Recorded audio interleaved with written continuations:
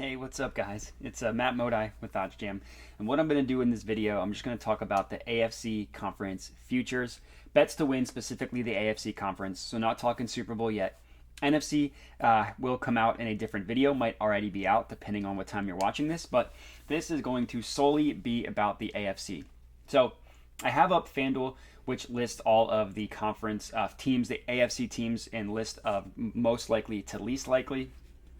I also have up the OddsJam page, the AFC Conference winner, which lists every team in alphabetical order. The OddsJam one is nice because it has every sports book, so I can compare FanDuel as well as BetMGM, DraftKings, OddsJam, which is pulled from the sharpest sports book in the world, and then PointsBet. So I can kind of compare who has the best odds for which specific team. But I also like using FanDuel because, or any other sports book, because you could just get them in order of most likely to least likely. So starting off, can't say it's too much of a surprise, but the Bills are the favorite to come out of the AFC at plus 350 odds. Looking at OddsJam, the best odds you can get them at are PointsBet at plus 400. And just looking at the Bills, they have all the ingredients of a title team. They have the head coach and quarterback combination, which has a ton of success together, and B, longevity. I believe this is going to be Josh Allen's fifth year in the NFL. The Bills have also been among the NFL's elite for the past 2 years. 2 years ago, losing to the Chiefs in the AFC title game, in a game that wasn't really that close. And then last year, who can forget that insane football game against the Chiefs, where again, they lost. This time, they really should have won. Can you imagine Josh Allen took the lead, I think, with 13 seconds left in the game, lost, and never saw the field again?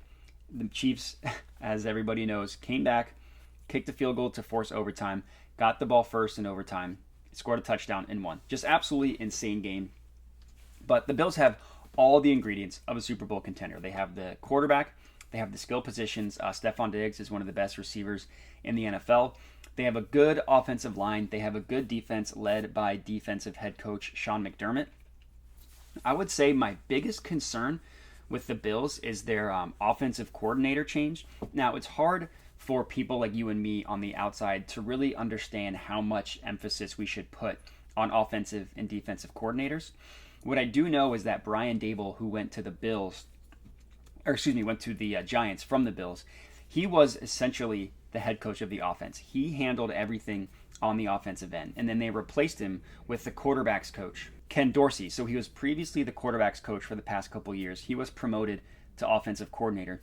Now, all word has come out that he's going to keep the offense the same as Daboll, but it's still hard to replace someone as good as Daboll. Again, we don't really know what everybody does, but I do know that replacing the architect of the offense won't be easy. So I would say that is my biggest concern with the Bills, is just the unknown of what their offense is going to look like with a new offensive coordinator. It's easy to say, well, all the players are the same, so the offense should be the same. But that's not necessarily how it works. We saw with the Eagles after they won the Super Bowl in 2017. Granted, they lost both their offensive coordinator and their quarterback's coach, but they didn't replace them with any new blood. They just promoted from within. And as we all know, that Eagles team was never the same. So just something that I have my antennas up regarding the Bills. I think they should be favorites. I do think they're the best team in the NFL. I just have that little worry in my head about what their offense is going to look like with the new offensive coordinator. Now, no surprise, next up is the Chiefs. The Chiefs have been to the title game every year that Patrick Mahomes has been their starting quarterback. They've won one Super Bowl. They've lost one Super Bowl. They've lost 2 AFC title games. I would say this last one has to really hurt against the Bengals. They were up big at halftime and then they blew it, and that offense just got stuck in quicksand the entire second half against the Bengals. It was really weird to see. They had multiple chances to win it. They just couldn't get it. This is going to be probably the biggest change we've seen in Kansas City since Mahomes became quarterback, obviously with no Tyreek Hill.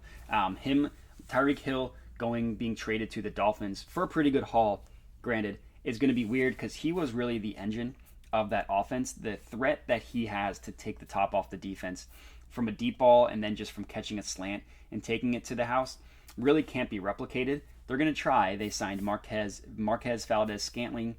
They drafted They have a second round rookie, I believe, Christian Watson. They drafted someone. I'm mixing up who they drafted, but they also have Juju Smith-Schuster. So it's going to be interesting to see what the Chiefs do. Of course, they still have Travis Kelce. They still have Andy Reid. They still have Mahomes. I'm 100% confident the Chiefs are going to be good. I just don't know if they're going to be as much of a juggernaut as they have been in previous years. So we'll have to see. Next up, so actually, let me pause. Chiefs and the Bills are the clear favorites. The Chiefs, FanDuel has them at plus 500. Looks like the best odds are on DraftKings at plus 600 if you wanted to go that route. Looks like the OddsJam line has them at plus 498. So if you wanted to get them at plus 600 on DraftKings, that would be a value. And then there's a tier gap between the next couple teams. And I would put, so tier 1, Bills and Chiefs. Tier 2, I would put the Chargers and the Broncos. They're both tied at plus 850.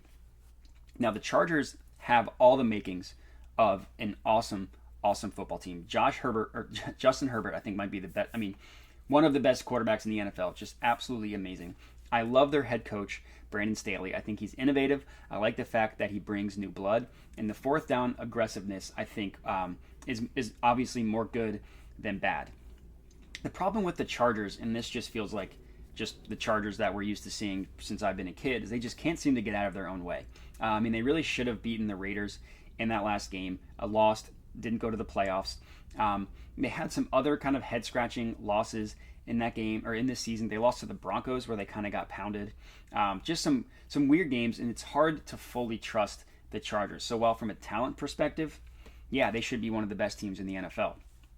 They have the disadvantage of being in the best division in football. I didn't really mention that in the Chiefs part of it, but that's the best division in football, I think, by far. The Chiefs, Chargers, Broncos, and Raiders, I think, are the best 4 teams in terms of a division. So if the Chargers can't get home field advantage, at least over the Chiefs, it's going to be really hard for them to make the run.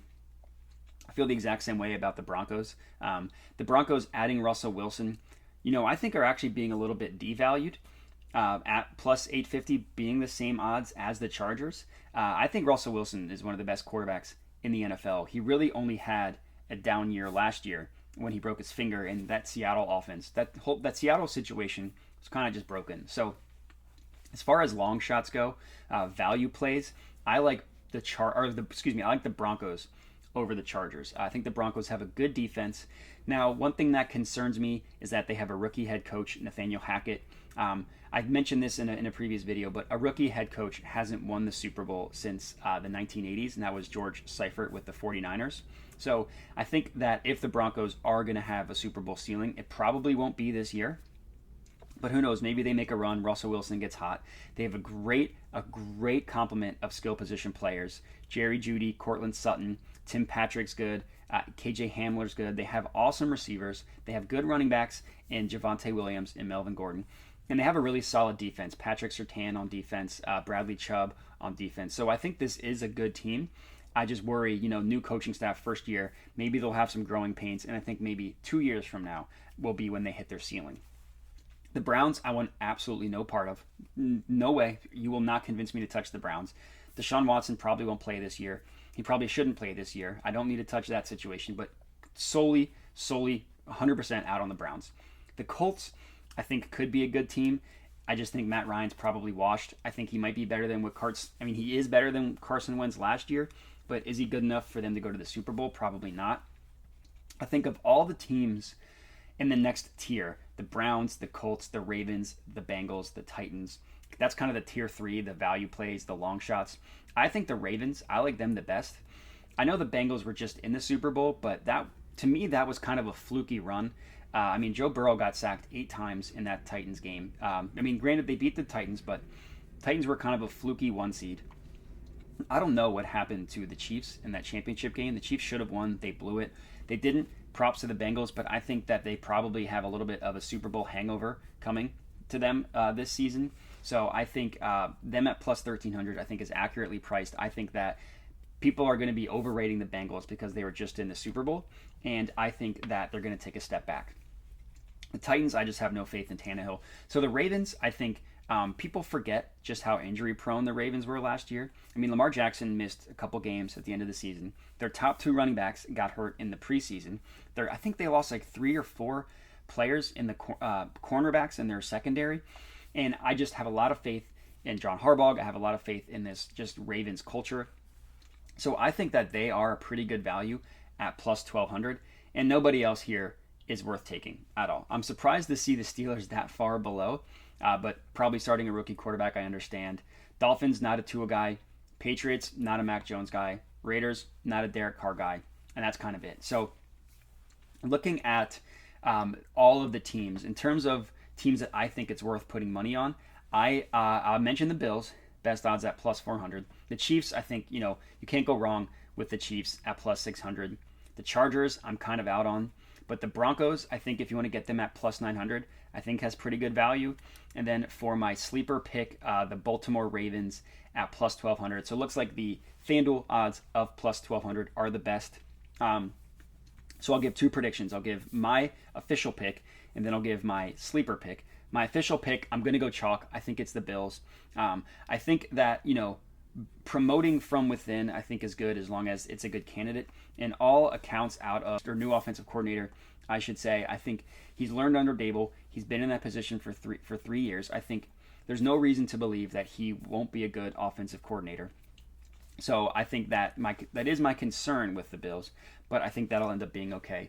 And then my sleeper pick, as I mentioned, the Baltimore Ravens. I have a lot of faith in John Harbaugh. While Lamar Jackson, I'm worried about him as a passer.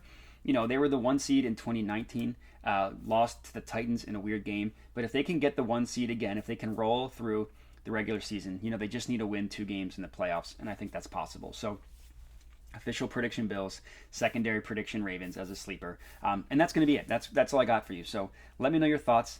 You can comment on the video. Let me know your thoughts, or you can hit me up on Twitter. My handle is flashed on the screen here, Modi_Matt. Other than that, would appreciate the big 3. Like, share with your friends, and then subscribe to the OddsJam YouTube channel. But that's all I got for you. So looking forward to the NFL season, and have a good one.